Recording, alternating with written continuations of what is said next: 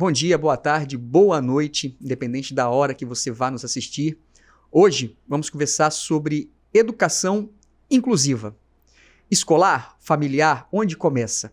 Para isso trouxemos Camila Rocha para conversar com a gente sobre esse assunto tão importante que a princípio envolve um núcleo, que é aquela turminha que está na escola, mas que um núcleo pode mudar uma família, uma sociedade, um bairro, uma história. Então, seja bem-vinda, vamos conversar sobre esse assunto tão importante. Verdade. Esse assunto é a minha paixão, assim. Hoje eu vivo pela educação inclusiva. Eu tive um ponto de partida que foi descobrir o autismo na minha filha. E aí, naquele momento eu já trabalhava na área da educação, eu era professora de geografia e tinha feito psicopedagogia e não estava atuando. Mas Deus faz as coisas de uma maneira tão impressionante que quando eu descobri o autismo eu falei, é isso, preciso entender melhor isso pela minha filha e por todas as outras crianças. E comecei a me especializar, fiz diversas pós-graduações que hoje me trouxeram até aqui. E eu digo assim, a gente não para de estudar nunca, porque as coisas estão mudando o tempo inteiro. Quando a gente vê, hoje mesmo está estourado aí na rede social um decreto que caiu relacionado à educação inclusiva, e a gente percebe, meu Deus, como é que vai ser agora? O que a gente precisa entender a partir disso? Então as coisas mudam o tempo inteiro. Quando eu vi a minha filha inserida num contexto escolar que não sabia o que fazer com ela, que não sabia até onde ela podia chegar, eu falei, epa, para aí. Ela vai chegar muito longe e eu preciso me mexer. Então, a educação inclusiva, ela envolve todos os setores, assim, sabe? A família, a escola e a sociedade de maneira geral, porque no passado a gente tinha um entendimento de que, dependendo do grau da deficiência de uma criança, ela nem para a escola ia, não valia a pena gastar dinheiro, ou mesmo que fosse uma escola pública, uma logística, levar, buscar, não precisa, ele não é capaz. E hoje a gente entende que todas as crianças são capazes. Elas aprendem de um jeito diferente, aprendem em tempo diferente, mas se elas tiverem uma adaptação bem feita, uma modificação de currículo quando necessário, elas podem adquirir todo o conhecimento que elas precisam. E muitas vezes o conhecimento que eu preciso é diferente do seu. As trajetórias são diferentes. O que a gente precisa visualizar é um futuro onde a criança vai se tornar um adulto independente, com capacidade de estar no mercado de trabalho. Então, assim, é tudo muito individual, sabe? A gente precisa entender que as histórias são individuais, são únicas, as famílias, os contextos familiares também.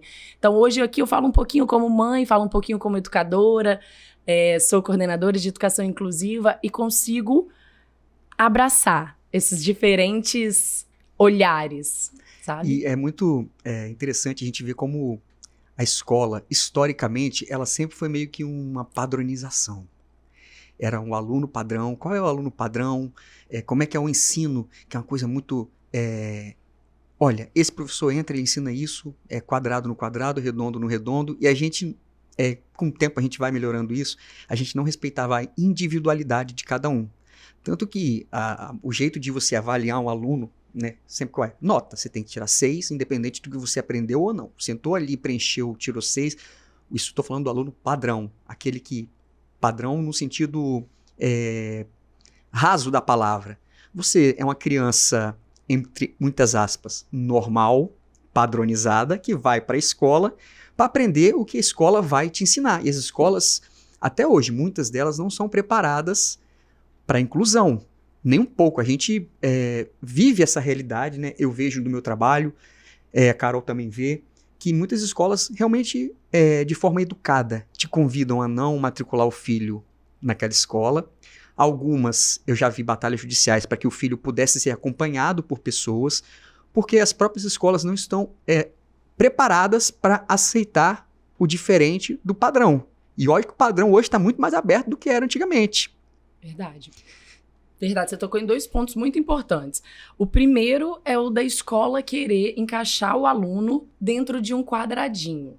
Esse quadradinho, ele não existe mais, né? Isso não deveria mais acontecer. Eu acho que muitas escolas já estão evoluindo nesse sentido e a tendência é essa. Porque os objetivos são diferentes, as crianças são diferentes, então não tem que encaixar ninguém. Tem que entender qual vai ser o caminho. E é claro que isso dá trabalho. O professor vai ter que desenvolver ali uma maneira diferente de ensinar dentro da sala de aula, que por mais que o aluno tenha um AT, uma pessoa, um estagiário, alguém ali para auxiliar no 1 a 1, o professor é sempre o líder daquele grupo. O aluno, independente se ele é de inclusão ou não, a primeira pessoa de referência dele dentro de uma sala de aula é o professor. Então, esse professor, sabendo que esse aluno que tem um TDAH, que tem alguma questão relacionada à atenção, que ele precisa de uma instrução diferente dessa, isso vai dar um pouco mais de trabalho no planejamento da aula, mas isso faz parte do trabalho dele, isso não é opcional.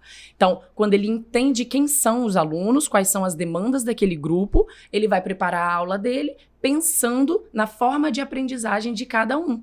Ele não vai conseguir dar uma mesma aula e todo mundo vai pegar ao mesmo tempo. Então, assim, por isso que eu gosto muito da forma de ensinar em centros. Quando você coloca dentro de uma mesma sala de aula 3, 4 diferentes centros, onde quando o professor ensina e ele divide grupos, e esse grupo ele não vai estar dividido, 4 alunos maravilhosos, 4 alunos com muita dificuldade. Esse grupo ele vai estar sempre mesclado, um ajuda o outro, porque é isso. No mercado de trabalho não é isso? Então, isso me lembra também daquela crença de que o aluno de inclusão pode puxar o grupo para baixo. Isso, assim... Que há até preconceito em famílias, né? Exato. Olha só, tem uma menininha que tá atrapalhando o ensino do meu filho. Isso é revoltante. Acontece muito, Isso tá? acontece demais em Demais. grupos de WhatsApp, onde tem pais. Fala assim, não, minha filha tem que estudar só com gente inteligente, porque essa pessoa tá atrapalhando. Infelizmente, né? Parece coisa assim, nossa, quem é o monstro que faz isso? Mas... uma vez a gente conversando, né? Eu achei muito legal que você falou que para vocês o que importa é muito mais do que nota, que a nota ali é só número, né? E eu lembrando da minha época do meu ensino fundamental, hoje em dia eu consigo enxergar que na minha sala tinham alunos autistas, que naquela época eram vistos como pessoas extremamente inteligentes, mas quietinhos. E aí eu lembro que para a escola pouco importava se o aluno não estava falando com ninguém na hora do recreio, se o aluno não tinha amigos, se o aluno não estava interagindo, mas estava tirando nota boa, tá tudo ok. Uhum. Sabe? Por exemplo, quando a gente pensa assim, num aluno autista que naquela época talvez não tivesse o diagnóstico, esse menino, ele poderia ter uma memória incrível. Uhum. Claro, quando a gente fala de autismo, a gente tem que lembrar que não necessariamente o autista vai ser um gênio, ele vai ter uma memória incrível, ele vai ser bom em alguma coisa, mas é muito comum que isso aconteça. Pode isso não estar muito claro ainda ali na primeira infância, mas no decorrer da vida, é comum as famílias começarem a identificar habilidades que aquela criança conseguiu desenvolver de maneira diferenciada, de maneira positiva. Então ali, essa criança com um autismo, ele é muito bom em alguma coisa. Ou com o TDAH, ele vai colaborar com o grupo dele muito em alguma coisa. Muitas vezes o hiperfoco, quando bem conduzido, pode trazer um benefício para aquele indivíduo. É claro que uma criança sem nenhum laudo, nenhum diagnóstico, também é muito boa em alguma coisa. Então, quando a gente entende, quando a pessoa desenvolve a empatia que ela precisa desenvolver, ela vai ver que o laudo, o diagnóstico, é uma partezinha daquela criança, daquele aluno. Então, esse preconceito, assim, precisa ficar no passado. Precisa. Camila, que decreto foi derrubado que você falou? No presidente anterior, ele... Bom, isso é um assunto polêmico, porque assim... No passado, aqui no Brasil, era permitido que estivesse escolas especiais. Então, atualmente, não. A gente só tem a escola regular, independente da deficiência do aluno, ele vai ficar em escola regular. Antigamente, você fala quando? Até quando? Boa pergunta. A gente tinha isso há bastante tempo atrás, na década de 80, se eu não me engano. E aí, isso foi diminuindo, porque assim, experiências de outros países, a gente percebe que quando segregar segregar não é o caminho, e quando a gente insere o aluno numa escola regular, a gente precisa dar esse atendimento qualificado. Ok, mas é uma fala muito boa do Dr. Paulo Liberalesso, neurologista maravilhoso, referência, e que ele diz o seguinte, e uma aluna não verbal, com dificuldade de locomoção, com dificuldades diversas, incontáveis, uma escola regular, por melhor que seja, está apta a receber essa aluna num contexto onde ela vai aprender minimamente alguma coisa? Então a gente precisa ser realista, porque a educação inclusiva, quando a gente está falando de TDAH, de altas habilidades, de autismo, nível até 3 de suporte, 1, 2, 3, a gente está falando de crianças extremamente aptas a desenvolver muito.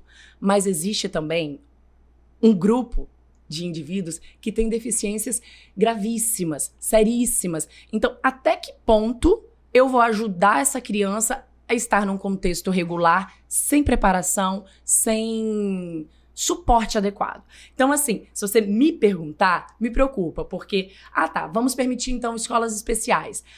A gente vai saber quem realmente deve estar nessa escola especial?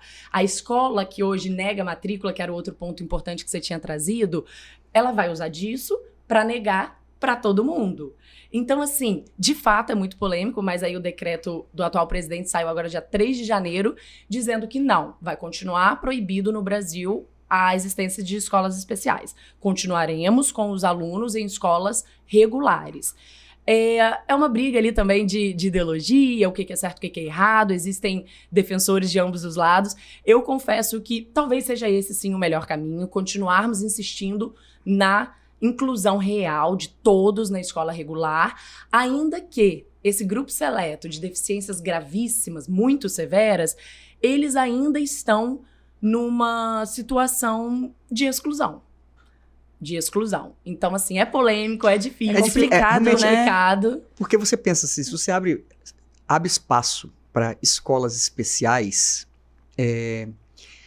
o poder público e especial, privado também, ele vai para o pensamento qual vai ser.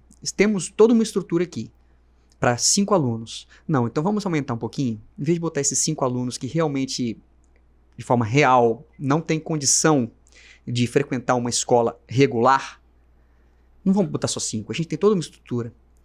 Vamos botar mais uns 5 aqui, daquele grupo? Não, mas tem 10. A gente precisa de botar 50. Aí você vai sempre aumentando um pouquinho. Quando você vai ver aquela escola especial, já está com 100 alunos. Então são 100 alunos. Desses 100, sei lá, 95 poderiam estar em escola regular, aprendendo. Mas por questões, às vezes, até financeiras que acontece, não, olha só, temos que ocupar esse espaço aqui, ou ela vai acabar. A gente não vai abrir esse espaço para 5. Olhando a partir disso, talvez seja essa a razão disso ter sido mais uma vez colocado de lado e provavelmente é o melhor caminho. Porque a gente está falando de um grupo muito grande de criança que tem condição de estar na escola regular. E é segregado em razão disso. Exato, exatamente. Carol falou sobre a importância da gente não focar nas notas, né? Quando a gente inclui um aluno com algum tipo de deficiência ou com alguma necessidade diferente na sala de aula, a gente precisa entender qual é a produção daquele aluno, o que ele está fazendo de bom, o que ele está criando, produzindo, aprendendo. E eu ouvi aqui hoje sobre o aprender no recreio, o aprender no refeitório. A gente aprende muito e provavelmente é o que marca a memória daquela infância. Uhum. Quando uma criança ali com seus 7 anos pensar, quando ele estiver lá na frente, adulto, pensando então na pré-escola, dificilmente ele vai lembrar do momento sentadinho na sala de aula ali com um lapisinho na mão. Ele vai lembrar do momento lá no eu ia falar outside playground, mas no parquinho, com os amigos, no momento que a professora brincou com ele, sentou no chão e brincou com ele, no momento que a pessoa do refeitório falou com ele de uma maneira diferente, especial. Então é isso que marca, e a gente sabe que a educação através do afeto, ela é muito mais intensa. Muito mais. Então, quando a gente tem esse vínculo criado com o educador, quando a criança está feliz onde ela está estudando, a chance dela aprender, dela crescer de maneira positiva é muito maior. O afeto é necessário na inclusão. Só para deixar claro para quem ouviu ela falar assim, que do Todo Mundo Educa, né? Foi o professor Fábio Flores, que ele esteve aqui com a gente. Quem quiser, é só voltar no episódio anterior, que ele está escrevendo um livro, inclusive, né? Do porteiro ao professor. Todo mundo é educador. Porque realmente, as nossas lembranças de escola, às vezes você tem lembrança de um porteiro que te recebia bem com um bom dia. Se você me perguntar, eu lembro o nome do porteiro que me recebia na São Domingos, que era onde eu estudava. Eu lembro o nome das tias da cantina. Esses dias eu tava com uma estagiária minha que ela comentou comigo, minha tia sempre trabalhou na São Domingos. Eu falei, quem é sua tia? A minha tia é fulana. Eu falei, não acredito que você é a moça que me servia cachorro-quente. Falei, mostra uma foto minha. Ela falou, Vinícius, ela lembrou de você pegando cachorro-quente na escola. Eu falei, é o que a gente lembra. Essa questão de... E ó que, né, eu sou da década de 80, então peguei escola da década de 90 ali, não tinha tanta essa questão de inclusão. Então hoje, quando a gente tem acesso a tanta informação, a gente vê assim, o que o cara falou, né? Ela lembra de tantos amigos que, se tivessem o diagnóstico, não que o diagnóstico seja, né, a solução para a vida da pessoa. Mas é que a escola não dava atenção devida. A escola não dava atenção devida. Então a gente lembra de tantos colegas que a gente teve que, se tivesse uma atenção mais especializada... Porque eles sofriam, né? Imagina teriam você não desenvolvido. conversar, não ter amiguinho, não conseguir interagir. E para a né? própria escola se preparar para uma coisa que acontece muito entre crianças, É. entre adolescentes, que é o bullying. Uhum. Exatamente. Mais uma vez o olhar atento. Uma criança que tá sentando sozinha para almoçar, que na hora da educação física prefere não fazer. E você sabe que ele gosta sim de jogar de futebol. Você vê que em outros momentos ele pega a bola e brinca. Então por que quando tá com o grupo ele evita isso? Claramente é uma criança com necessidades de um suporte na área social. Então é muito claro pra gente hoje que o social é tão importante quanto a matemática. Se ele tirou 10 em matemática e brinca sozinho e almoça sozinho, a situação é tão grave quanto se fosse 0 em matemática. Essa numeração aqui pra gente não nos diz nada, não me diz nada. Nossa, meu aluno é nota 10, meu filho é nota 10. 10 em quê? Em tudo, ele é bom em tudo. Fala, que bom, mas é raro, é difícil e pode ser que... E quando eu brinco assim, não, Camila, essa coisa da nota é importante sim. Gente, você pensar, eu fico vendo essas crianças fazendo Enem, esses adolescentes fazendo Enem. Se ele não tá num dia bom, se ele perdeu o ônibus, chegou atrasado, a gente vê os memes aí na internet deles tropeçando para entrar, será que aquela criança vai mostrar realmente o que ela sabe naquela prova? Ele fala assim, inteligência emocional de fazer prova, né? Às vezes você Exato. sabe toda a matéria, chegou na hora da prova, te dá um branco, te dá um... O que eu faço agora? Então, assim, significa que você não sabe nada? Não, é questão de inteligência emocional. Como é que aquela criança era tratada, as emoções dela na escola, como é que ela era respeitada, como é que ela não era respeitada.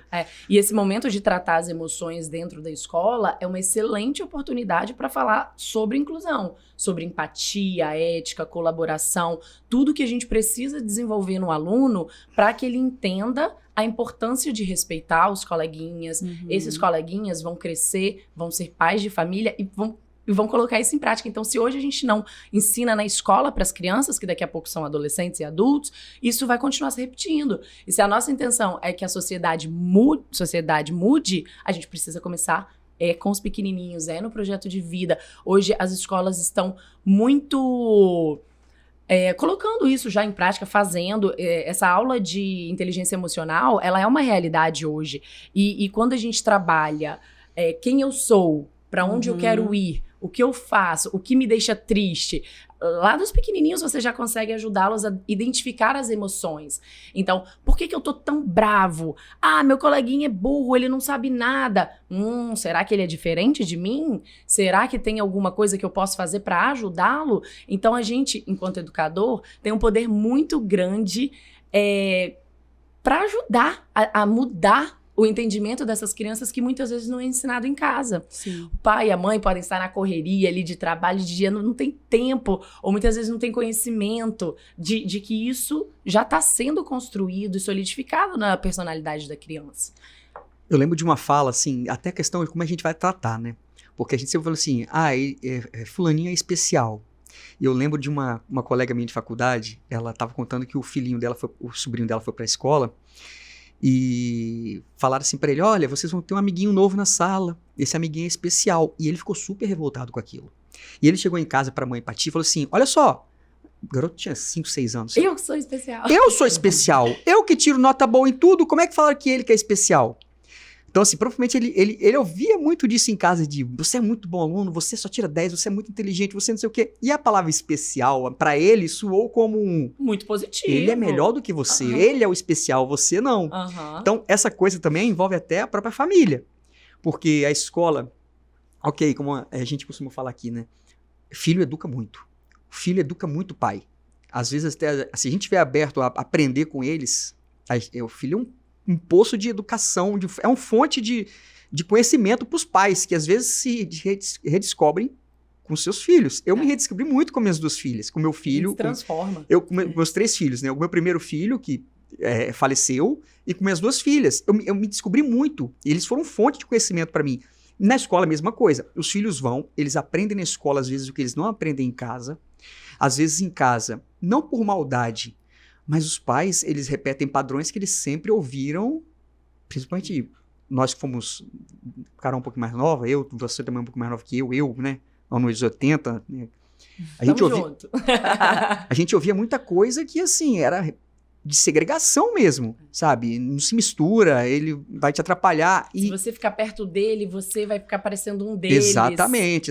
Então, assim, a gente cresceu ouvindo isso, a gente viveu isso na escola, a gente viveu uma escola que a gente não vai falar, adolescente e criança são cruéis, falam coisas que machucam, mas é porque eles vão repetindo padrões. Às vezes é natural, você vê que é natural às vezes, que veio dali de forma espontânea mesmo, que eles falam muita coisa espontânea que a gente não espera, mas às vezes você vê que, peraí, ele... É o filtro que eles ainda não têm. Mas tem coisas que as crianças e os adolescentes falam assim, ele ouviu isso em algum lugar. E onde ele ouviu? Geralmente é em casa. Porque tem muita coisa que me diz a família achar que meu filho tá entregue. Educação integral, eles educam. Só vem em casa pra comer, pra acordar e pra dormir. Acabou. E não é por aí. E não é por aí. Você tocou um ponto importante que é sobre os termos, né? Hoje a gente cada vez mais está deixando de usar esse termo especial. Só que, quando alguém ainda usa, eu acho muito importante que ele não seja corrigido. Porque aquilo pode travar a pessoa. Fala, ixi, eu nem posso falar, porque eu vou falar errado. E é importante que a gente fale. Uhum. E falando, ouvindo, na troca, todo mundo vai aprendendo, sabe? A gente pode aprender com o outro o tempo todo. E às vezes, como eu gosto de falar na minha rede social sobre esse assunto, às vezes a pessoa... Aí eu falo, no passado era autista leve, moderado e severo. Na verdade, tá nessa transição para agora 1, 2, 3. E aí as pessoas ficam, autista leve? Não, 1, 2... Calma, fala o que você sabe. Se estiver errado, a gente vai pensando junto. Não tenha medo de falar. Se comunique. Se comunique. E aí a gente vai desenvolvendo. Porque, como eu disse antes, as coisas vão se atualizando e mudando. E aí hoje a gente fala muito sobre educação inclusiva, em vez de educação especial. Então, mas eu falo, eu sou autista ou eu tenho autismo? Tá tudo bem. Tudo bem. A informação passou. Mas alguém pode ficar ofendido? Pode. A gente vê esse mesmo comportamento acontecendo em outros grupos, como no racismo, até no reality aí que começou agora, no Big Brother, eles falaram, um negro chamou a outra moça, que também era negra, de macaca, e ela ficou extremamente ofendida. E ele falou, mas no meu grupo de amigos, isso é muito normal, porque eu, enquanto negro, posso chamar os meus amigos de macaca. Ela, não, mas aí você tá ensinando errado, a gente tá na televisão, então não vamos ensinar errado. É muito polêmico até dentro dos próprios grupos. Sim. E na comunidade da inclusão, não é diferente. Eu, quando falo da minha filha, não me incomodo quando alguém diz ela é autista, ou ela tem autismo, ou... essas duas formas estão certas, então são adequadas. É claro que a gente precisa entender que quem tem o lugar de fala é quem vai dizer se tá certo ou se tá errado. Não sou eu, não é... E às vezes também você repara a maldade, né? Claro, o que a gente, que a pessoa o que a fala. gente falou, por exemplo, aqui no episódio do Thomas, que era um menino trans, que ele muitas vezes se sentiu ofendido com alguém chamando ele pelo nome antigo, nome morto. Fala assim, olha, por exemplo, uma avó que conviveu com aquela criança durante muitos anos e que cresceu com aquela criança que está com aquele nome morto, às vezes te chama, não é na maldade, você sabe quando não é na maldade, mas uma pessoa que conviveu só com o Thomas... Chamar pelo nome morto, aí você repara a maldade também. Então, tem muita coisa disso da gente reparar quando vem a maldade. Isso, quando o termo errado é usado de forma violenta, uma crueldade disfarçada, e quando o termo é usado simplesmente porque a pessoa... Falta de conhecimento, porque a pessoa acha que não está ofendendo ninguém. No caso desse termo, nessa coisa de ele é autista ou ele tem autismo, eu já vi pessoas dentro do espectro autista com pensamentos diferentes. Uma disse, eu não me importo, porque não me importo. E a outra disse assim, não, eu tenho autismo, porque eu sou autista, eu me reduzo ao autismo, e eu sou uma mais pessoa... do que isso, além disso. Então, assim, depende também muito, né? Não é Isso. que seja errado, depende de como cada pessoa É muito particular. Né? Mas eu entendo também que quando a gente fala, não, todo mundo tem que aprender o jeito certo, as pessoas se afastam. Opa, Exatamente. É melhor ficar longe disso, é muito confuso e complicado. E a gente quer trazer todo mundo pra perto.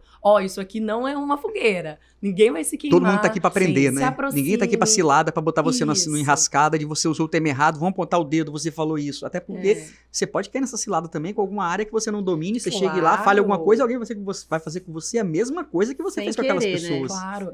E eu acho que o objetivo é que a sociedade cresça e mude enquanto toda, né? Eu trabalho em uma escola, mas quando alguém de outras escolas vem conversar, Camila, como que você está fazendo isso? Como vocês estão fazendo isso? Eu compartilho, porque eu entendo que os alunos são os beneficiados. E a gente precisa que esse atendimento seja melhor cada dia que passa em todos os lugares, porque a gente vai conviver fora da escola. Esses alunos, quando eles estão evoluindo, e você vê isso, gente, quando eu vou pro clube no final de semana, que eu vejo aquelas crianças ali, calma, paciência, a nena tá vindo, ela tá ali no tempinho dela. Gente, é bonitinho demais você ver as crianças que antes faziam bullying, agora entendendo que, opa, ela tá vindo mais devagar ali, mas ela tá vindo. Então vem e tal. No passado, nunca vou esquecer o irmão mais velho da nena, da minha filha, né, que é meu enteado, Joaquim, subiu, foi uma cena assim, que eu fico até emocionada. Eles estavam no parquinho, quando a gente olha, eu e meu marido, tá Joaquim em cima do banco, toda arrepiada, Jesus. Ele tava em cima do banco, assim, falando assim com os meninos, Aí a gente chegou mais perto, o que foi, Joaquim? Não, eu tô falando que eu sou irmão da Helene e ninguém pode rir dela aqui, não sei o que. São essas mesmas crianças que hoje super incluem ela, super entendem que para ela participar, em alguns momentos ela vai levantar, ela vai falar sozinha com ela mesma, ela vai repetir o que todo mundo falou para ela mesma ali sozinha, olhando para cima, depois ela volta. Então, assim, as pessoas vão entendendo que o diferente é normal, pode ser bem diferente, mas ele existe. Então, assim, é engraçado, é esquisito, depois vai ficando cada vez mais aceitável. E é isso mesmo, e não tem jeito, melhor levar do que brigar, sabe?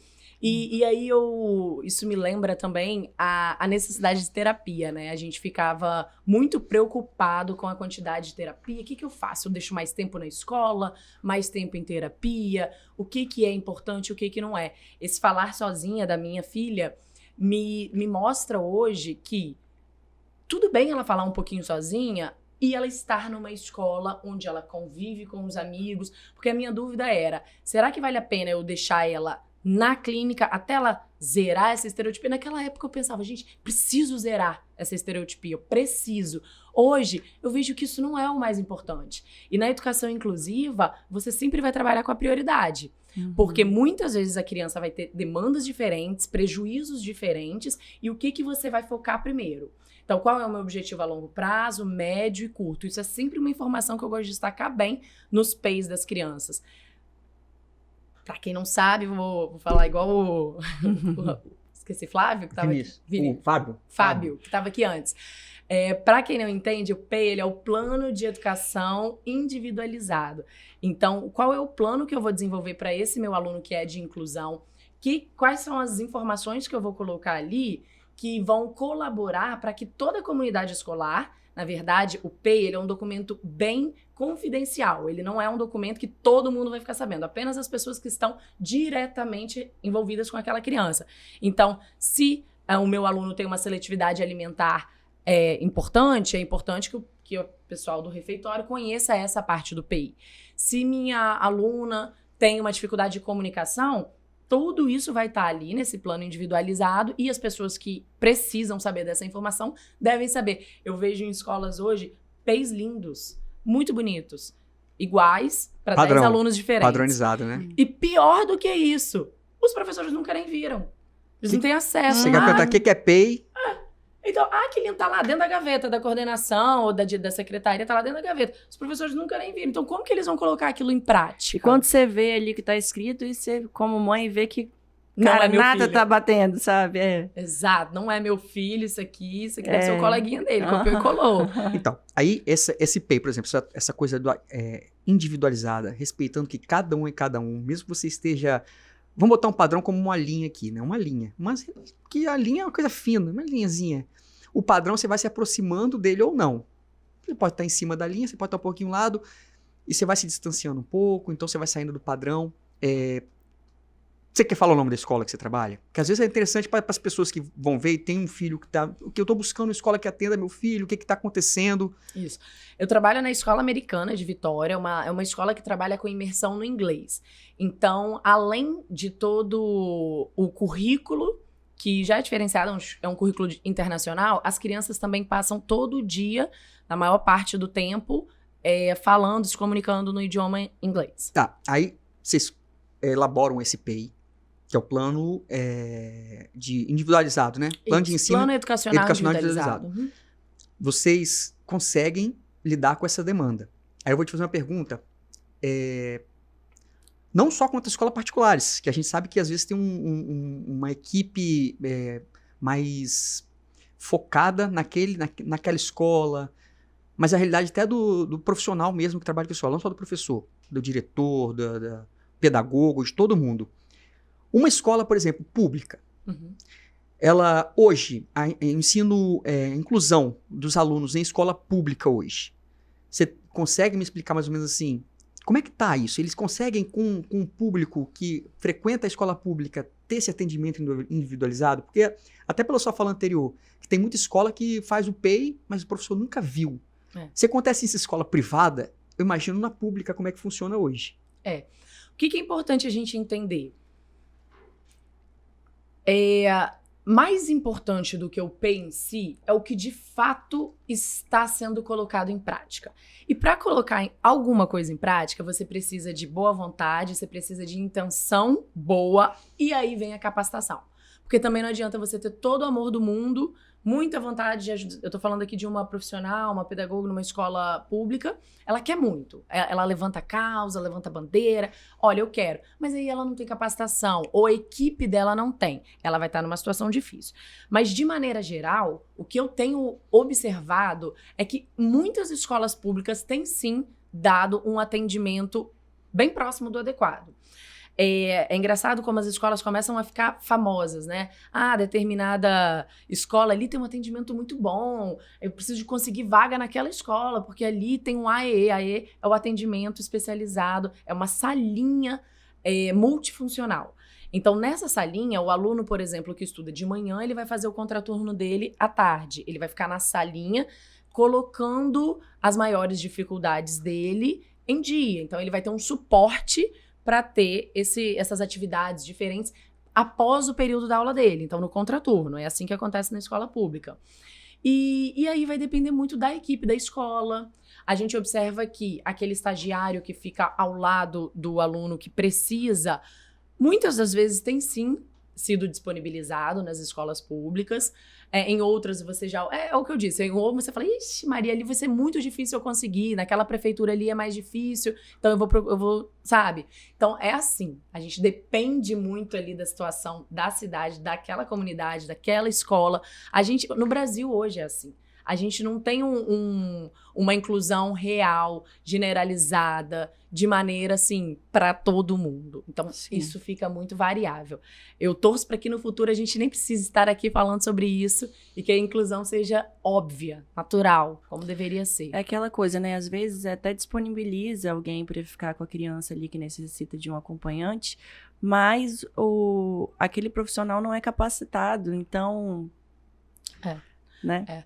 E a capacitação, ela é tão importante porque, por mais que você tenha amor, uma criança entra em crise. Exatamente. E você não sabe o que fazer. Às vezes, a criança entra em crise, você quer, eu vou dar um abraço nela. Às vezes ela não quer um abraço, às vezes ela quer, não sabe? Dá. E aí, eu já tive uma aluna não verbal que ela entrava em crise e o olhar é uma comunicação. E a gente precisava dar um tempinho sem comunicação e às vezes alguém passava, olhava, se comunicava com ele, falava, e tava ali me atrapalhando. Então, é importante a informação, essa capacitação acontecer, porque quando você entende que se você olhar para a criança, você está se comunicando com ela e naquele momento não era um momento de comunicação, você atrapalha uma intervenção que estava sendo feita. Então, a capacitação é geral, realmente do porteiro ao refeitório, porque o ambiente escolar, ele é um ambiente de aprendizado a todo tempo. E é muito difícil quando a gente pensa isso em escola pública, É muito difícil. É muito difícil você ter esse treinamento, esse conhecimento compartilhado na maneira que a gente tem estruturada hoje, né, a equipe escolar. Esses dias eu estava vendo um vídeo, achei um vídeo muito legal. Você vê assim, às vezes, quando a gente não tem o conhecimento, aí você fala assim, fulaninho, ele é autista, né, como eu falo, ele é autista. Aí quando a pessoa não tem conhecimento, pensa lá o quê? Um garoto limitado. Quem via, né, tem um filme antigo chamado Rayman, com o Tom Cruise, que ele é irmão mais novo de uma pessoa mais velha que tem o transtorno. Então, e são imagens bem estereotipadas mesmo, né? Daquele que ficava no nível 3, fica pra frente, pra trás. Então, isso trouxe no inconsciente coletivo essa imagem, é autista. Então ele é incapaz. E eu tava vendo uma entrevista do Maurício de Souza, que ele fala que ele foi perguntado para ele, uma mãe de uma criança que tá no transtorno do espectro autista, falou assim, olha, meu filho, ele tem autismo, e em 2001 ou 2002, o Maurício de Souza já criou uma personagem autista, que é o André. E ela perguntou por quê? Se é um assunto que a sociedade debate de forma tão recente, porque lá em 2001, em 2002 você criou. Ele falou, olha, ele até chora nessa entrevista. Ele fala, eu estava no meu estúdio desenhando quando entra um casal com um filho, e o filho estava vestido de Chico Bento. E ele era não oralizado. E a partir do momento que ele começou a acompanhar, a ver as historinhas de Chico Bento, quando ele se vestia de Chico Bento, ele conseguia conversar. Então, você vê assim, quando você se limita, você fala assim, ele não fala, então ele nunca vai falar. Você está limitando aquela criança a nunca falar. Se ele é não oralizado, ele nunca vai falar. E com a educação, porque ter acesso à leitura, provavelmente ele teve na escola, em casa também, acesso ao gibi, não sei o quê. Quando ele se vestia daquela personagem que era o Chico Bento, ele começava a falar coisas que ele não falava, sem estar vestido de Chico Bento. E ele começa a chorar na hora e fala que foi por isso que ele criou o André, para levar a informação para o público dele. Então, assim, realmente, a inclusão nessa situação vem através do quadrinho, vem através... Não, e ajuda muito a gente ter hoje esses personagens. É claro, o Maurício de Souza saiu na frente lá atrás, ele já teve essa ideia. E de fato, o Parque da Mônica, em São Paulo, é um dos parques assim, mais inclusivos que eu já fui. Vale muito a pena a visita, muito legal a experiência. Mas ajuda muito quando a criança se vê ali, representada por um personagem numa turminha, num contexto que ela adora. Ela, nossa, olha só, tá vendo? E eles estão mandando muito bem, porque não tem só autista, tem gente representando cadeirante, tem ali, cego, tem... todas as vertentes. Agora, o que eu ia falar sobre isso? Não sei. Eu ia perguntar agora, assim, eu ia fazer uma curiosidade mesmo. Uma escola inclusiva, que realmente trabalha essa inclusão com a criança desde pequenininho até a adolescência. A relação entre os alunos, assim, a princípio, quando chega um diferente do padrão, a reação na hora. E com o acompanhamento, vocês reparam essa mudança muito drástica? E essa mudança, vocês têm reparado que tem levado isso para as famílias? Eu percebo que essa adaptação, claro, no momento em que a criança chega, ela é fundamental. É importante que a gente tenha muita atenção a esse primeiro momento, porque a partir daí a gente pode ter que resolver problemas futuros. É melhor trabalhar sempre com a antecipação. Então, quando a gente trabalha no projeto de vida, a gente conversa sobre as diferenças, explica. Eu costumo falar com os professores lá da escola, não espere a gente vir com uma campanha de inclusão, nada disso. Isso tem que ser trabalhado diariamente em falas até indiretas. A gente pode falar sobre o diferente, pode falar sobre... usando até crianças sem nenhum tipo de diagnóstico, falando, olha, meu cabelo é mais curto, olha o da Carol como é comprido, meu olho é castanho, dela é azul, somos extremamente diferentes. A gente tem diferentes estratégias e formas de trabalhar isso o tempo todo com as crianças, sabe? E aí, esse aluno, eu gosto muito assim, quando o aluno tá entrando na escola, se ele já conhece alguém na turma, é legal talvez ele já ficar próximo dessa referência dele de antes. Então, a gente busca estar por perto, olhar atento, você vê qualquer tipo de comportamento relacionado a bullying não apropriado, a gente já tem que intervir o quanto antes, para que isso não cresça e fique grande. A antecipação, ela é importante em todos os cenários. Quando a gente fala de aprendizagem, pensando aqui agora na alfabetização, a gente consegue identificar 2 anos, 3 anos antes se aquele aluno vai ter dificuldade na alfabetização. Até porque o escrever e o ler, ele é o último degrau da escada. Para que a criança escreva, 2 anos antes, você já sabe se ela tem uma consciência fonológica, você já sabe se ela tem uma coordenação motora fina, com algum tipo de prejuízo. E isso tudo você identificando antes, trabalhando, fazendo terapia, dando o suporte que a criança precisa, você vai evitar o fracasso. Sim. Então, assim, ele tem uma dificuldadezinha aqui? Tem, mas ele só tem 4 anos. Então, quando ele fizer 7, a gente vê como vai ser a alfabetização. Não! Vamos fazer alguma coisa agora, para quando chegar ali na alfabetização, não termos fracasso, vai ser um sucesso. Esse aluno vai estar escrevendo. Então, observar todos esses sinais, ele é fundamental. Isso é fundamental dentro da escola. E aí a gente vai precisar da participação dos professores, participação de coordenação, de assistente, de toda a equipe, para que esses sinais a gente faça a intervenção na hora certa. Evitar o fracasso tanto no social, evitando o bullying, evitar o fracasso academicamente, tudo isso é mais fácil do que depois ter que correr atrás daquilo que está em prejuízo. É porque a gente pensa só no agora, né? Mas o fracasso social vai vir lá na vida adulta, possivelmente, né? Porque pessoas falam assim, as pessoas geralmente elas são contratadas por habilidades técnicas, que são medidas por nota, quando você tirava na escola, qual o seu coeficiente que você formou na faculdade. Aí passam 1, 2, 3 anos, aí elas são demitidas por problemas emocionais. A gente chama de soft skills, né? Que elas são, então, porque, hoje... assim, às vezes você pode ser muito bom na escola. Eu tenho conhecimento, inúmeros amigos da minha idade, um pouco mais velho, um pouco mais novo, que foram diagnosticados agora com um transtorno do espectro autista. Porque hoje em dia é mais fácil ter essa preparação da equipe para olhar sinais, não só do autismo também, de TDAH, seja lá como altas habilidades. Altas também. habilidades, hoje em dia é mais acessível do que era anteriormente. E possivelmente daqui a uns anos vai ser muito mais do que é hoje. Uhum. Mas essa equipe, ela é preparada possivelmente do porteiro ao professor mesmo, para ter esse olhar. Eu percebo que isso está acontecendo atualmente por conta da informação que está sendo mais divulgada. Cada vez mais a gente está compartilhando sobre isso. Vejo pais de crianças com algum tipo de deficiência se sentindo cada vez mais seguros para falar sobre isso. No passado era vergonhoso. Até descobrindo também que, né, de repente os próprios estejam pais, no espectro, né? Tem muito isso acontecendo. Tá acontecendo. E aí isso tá relacionado, claro, à formação até médica, que...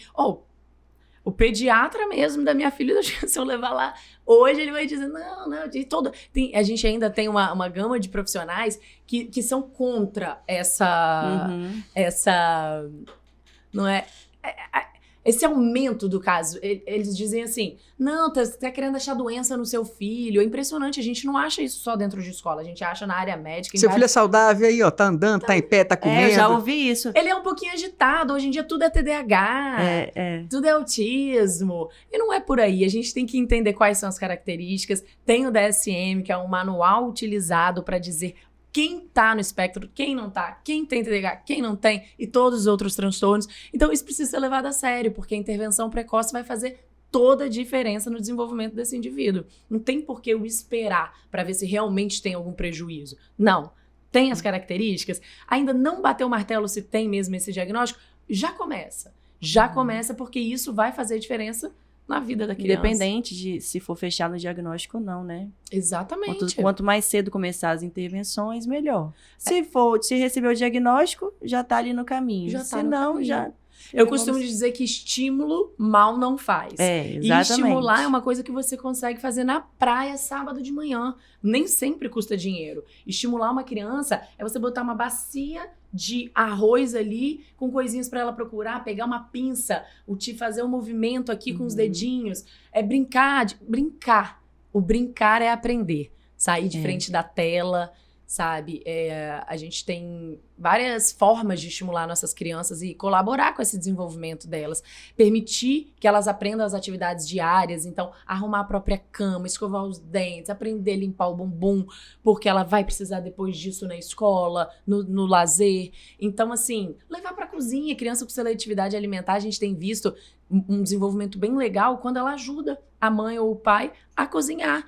Então, ali, ela se aproxima, porque o comer também é o último degrau da escada. Ela precisa conseguir se aproximar da comidinha, sentir o cheiro. Essa questão sensorial, ela é muito forte nessas crianças com algum tipo de transtorno, principalmente o autismo. É muito comum a seletividade alimentar estar associada. Então, levar a criança para a cozinha, ajudar na elaboração da comidinha. Aí, às vezes, a criança não quer ainda encostar, mas deixa ela pertinho, deixa ela te ver fazendo. Quando você menos perceber, é importante também não ficar insistindo muito para não criar aquele bloqueio. Quando você menos perceber, ela vai pegar ali a cenoura, daqui a pouco vai cortar, vai ajudar. E aí, quem sabe, depois de um tempo, vai sim comer. Sim. Então, a gente não pode desistir. Eu costumo dizer que a insistência, a constância, elas são muito importantes para que a criança adquira novas habilidades, aprenda e se desenvolva. Sim. No nosso episódio com a doutora, a neuropediatra, doutora Francine, ela citou pra gente, assim, nível 1, 2, 3 de suporte. Isso. E que muitas vezes o nível 1 era o que mais preocupava. Porque ela falou assim, olha, às vezes é uma criança padrão, mas fala assim, não, ele é só um pouco quietinho. Então, ela vai crescendo, sem nunca ser dada a devida atenção a ela, porque quando é o nível 2 e o nível 3, como é visualmente, assim, quando é impacta mais, vocês vão acompanhar essas nível 2 e 3 aqui, porque elas vão precisar de ajuda e o nível 1 fica deixado de lado. Então, é aquela criança que às vezes sofre bullying na escola, mas ainda está brincando, que vai carregando aquilo para a vida dela e desenvolve uma depressão, desenvolve ideação suicida mais tarde, por falta de apoio terapêutico, por falta de acompanhamento profissional quando ela precisava, ali na primeira infância dela na escola. Isso é muito comum em meninas também, porque normalmente ela citou que a menina mascara. Ela falou que a menina consegue mascarar mais. Quando é uma menina nível 1 de suporte, ela consegue mascarar mais. Então, você não disse que ela é uma menina um pouquinho diferente, que ela é mais quietinha, ou ela gosta de ler mais sozinha, ela fica sozinha, sentada, lendo na hora do recreio, ela fica sentada pensando na vida, ela é introspectiva. Menina tinha esse lugar de ser mais tímida mesmo. É mais tímida. E vocês atendem todos os tipos de suporte, e como vocês lidam com cada um? Sim, eu tenho alunos dos 3 níveis de suporte, e assim como as outras deficiências, o atendimento é totalmente individualizado. Quando esse aluno tem uma equipe externa, é muito importante a equipe vir conversar com a gente. Isso, quando acontece, a gente vê um resultado muito mais legal, muito mais apropriado. Então, a gente pensar junto, o que está sendo trabalhado? Ela faz fono, o que vocês estão fazendo? Isso vai influenciar no aprendizado aqui dessa maneira, dessa? Qual vai ser a nossa meta a curto prazo? O que a gente vai fazer? E aí, depois a gente chama os professores e coloca isso em prática. Quando a gente está falando de um nível de suporte 2, 3, vai variar da mesma maneira. Uma criança nível de suporte 3, não verbal, ela vai estar lá socializando com os amigos, aprendendo o que está no plano dela de aprendizado. Todas as crianças são aptas a aprender. Então, não necessariamente elas vão aprender a mesma coisa. Aí, quando a gente fala de escola, primeiro que a gente lembra passou de ano?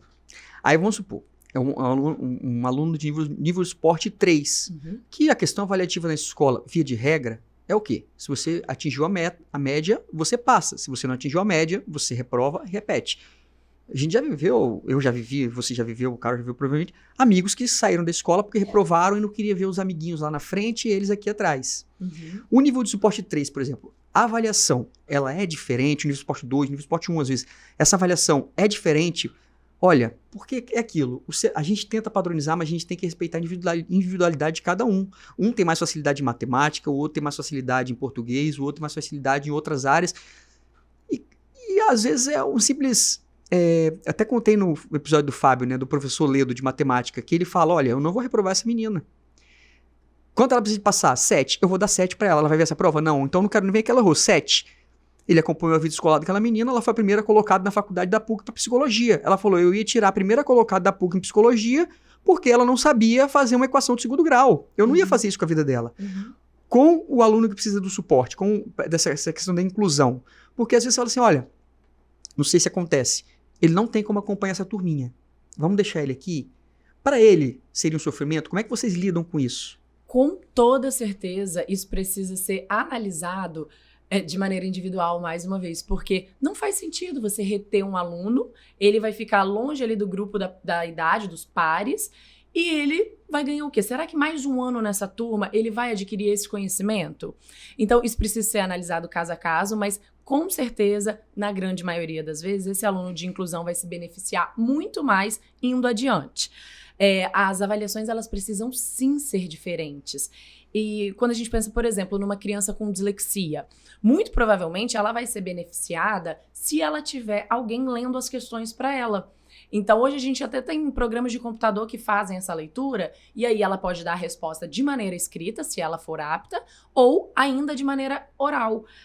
Mas o que eu quero saber? Eu quero saber quanto é 10 mais 10. Ela vai me responder, é 20.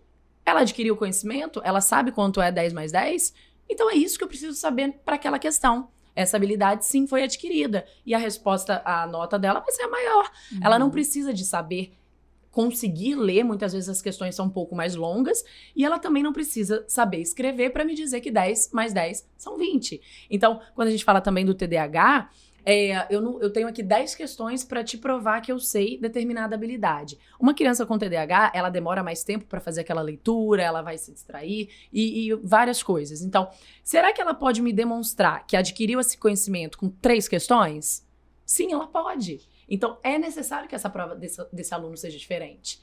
Então, sim, o autismo de nível 3 de suporte provavelmente vai fazer uma prova diferenciada de acordo com aquilo que ele teve contato, aquilo que ele aprendeu, que ele tentou aprender e provavelmente aprendeu alguma coisa, então ele vai ser avaliado em cima disso. A avaliação ela é feita diariamente, deveria ser feita diariamente, a todo momento, e não é só aquele papelzinho no final do bimestre que vai dizer como foi o desenvolvimento desse aluno. Queria agradecer. Já estamos chegando ao nosso final, passa rápido. Quando a gente menos espera, já chegou a hora do fim. Queria agradecer, Camila. Obrigada, é muito importante esse tipo de informação, porque é aquilo, nem todo mundo... o conhecimento, ele liberta. E quando uma pessoa vê uma pessoa com conhecimento falando sobre esse assunto, você ensina muita gente que às vezes não teria acesso a isso. Então é muito importante para a gente trazer pessoas que falem sobre esse assunto, que a gente gosta muito. Possivelmente a gente vai chamar mais vezes, que é um assunto que realmente a gente gosta muito, questão de educação, de adolescente, de saúde mental, de inclusão, a gente gosta muito. Então, possivelmente você estará aqui com a gente de novo. Obrigada. E a gente vê alguém falando assim, a gente sabe da dificuldade, né, da inclusão nas escolas públicas e até particulares também. E a gente vê falando assim, sabe, alguém que realmente coloca em prática isso no lugar em que trabalha, que corre atrás. É muito legal, a gente faz a gente acreditar no futuro.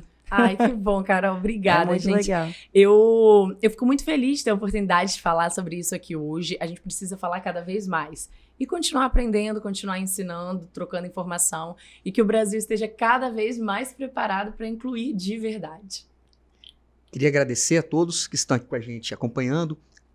Compartilhe, siga a gente, ative o sininho, YouTube, Instagram, Freud_Cast, vai no YouTube Freudcast, vai ver todos os nossos episódios lá, que com certeza vem mais coisa boa por aí, né, Carol? Com certeza. Tamo aí, vão com a gente, até a próxima, valeu! Beijo!